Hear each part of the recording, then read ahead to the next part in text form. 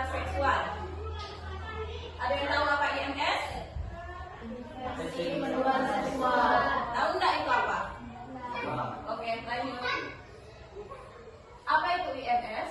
IMS adalah infeksi yang ditularkan melalui kontak seksual dengan orang yang terinfeksi. Bisa disebabkan oleh bakteri, virus, jamur, ataupun parasit. Jadi, IMS itu orang yang ada misalnya seseorang, dia sudah terkena infeksi berhubungan badan dengan perempuan atau perempuan terkena berhubungan badan dengan laki-laki begitu. Maka itu bisa menular.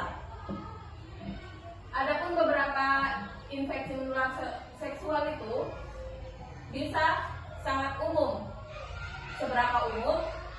Setiap hari jutaan orang terinfeksi IMS di seluruh dunia, termasuk remaja. Jadi remaja harus hati-hati. Adapun bisa tanpa gejala. Banyak IMS tidak menunjukkan gejala sehingga orang tidak sadar sudah terinfeksi. Kemudian IMS ini bisa dicegah dengan pengetahuan yang benar. IMS bisa dicegah dan sebagian bisa disembuhkan. Jadi jangan khawatir. Tapi jangan juga dilakukan. Minimal diketahui dulu toh pengetahuan yang benar. Selanjutnya jenis-jenis IMS. Jadi ada banyak jenisnya. Yang pertama HIV/AIDS disebabkan oleh virus HIV. Kemudian sifilis, penyebabnya itu bakteri. Gonore disebabkan oleh bakteri juga. Herpes disebabkan oleh virus HSV, dan HPV penyebabnya adalah human papillomavirus. Kemudian yang terakhir ada chlamydia, penyebabnya bakteri chlamydia. Lanjut. Selanjutnya, bagaimana caranya IMS itu tertular? Yang pertama karena hubungan seksual.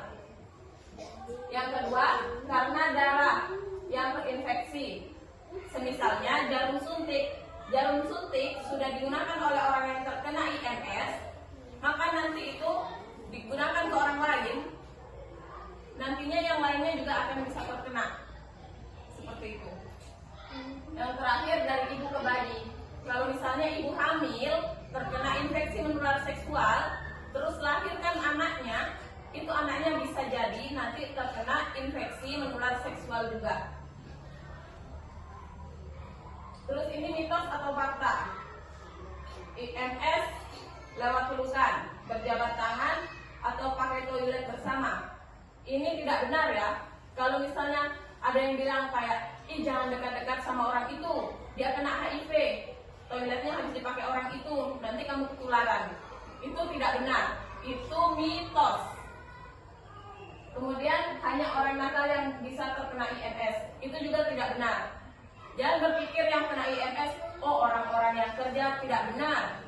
Orang-orang yang kerja di hiburan malam, semuanya bisa terkena. Mau remaja, orang dewasa, bisa saja terkena IMS, bukan hanya orang yang nakal. Seperti itu. Selanjutnya, gejala dan tanda-tanda IMS. Pertama, ada luka lecet atau koreng. Kemudian, keluarnya cairan tidak normal, seperti keputihan yang banyak. Kemudian rasa terbakar atau nyeri saat buang air kecil. Lalu ruam, terutama di telapak tangan dan kaki. Ruam-ruam di tangannya atau di kakinya. Lalu pembengkakan kelenjar getah bening. Kemudian nyeri perut di bagian bawah. Kalau perempuan, di bagian sininya. Bagian bawah perutnya itu sakit, nyeri. Dan yang terakhir, gatal atau iritasi di area genitalia. Tahu enggak area genitalia? Area kemaluannya kita. Itu disebut area genitalia. Oke, selanjutnya cara mencegah yang bisa kalian lakukan yaitu abstinen. Tidak melakukan hubungan seksual adalah cara yang paling efektif. Yang kedua, setia satu pasangan. Jadi maksudnya ini dari abstinen itu bukan berarti tidak berhubungan seksual, tapi setiap sama satu pasangan. Berhubungan badan boleh, tapi kalau sudah menikah sama satu pasangannya saja, sama istrinya saja dan suaminya saja begitu. Selanjutnya vaksinasi.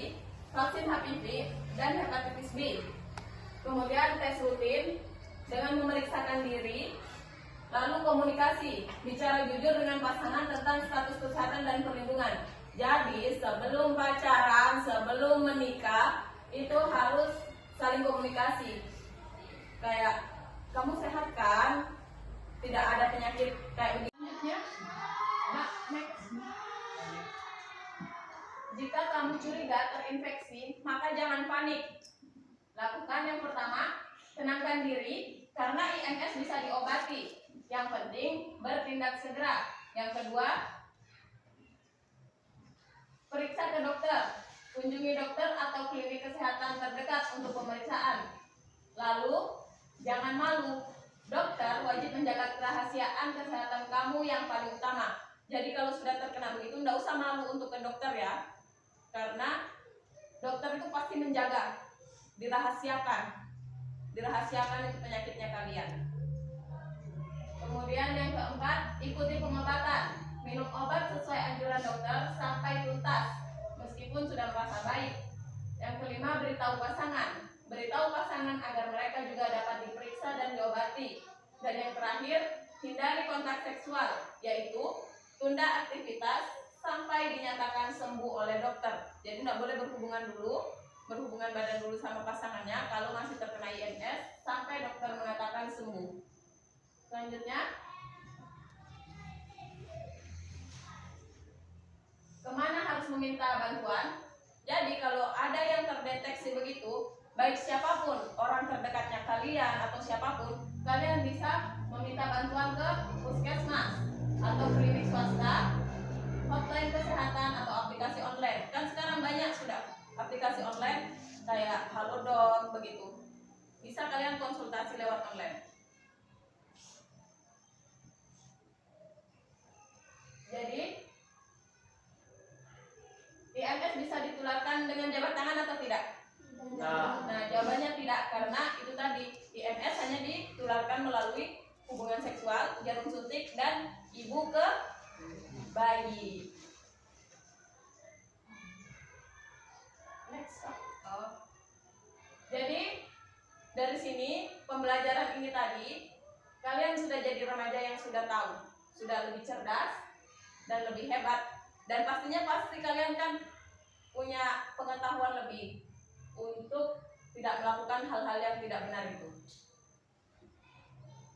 Itulah tadi materi dari kakak. Ada yang mau ditanyakan? Nah. Siapa tahu masih ada yang penasaran sama isi PowerPoint-nya?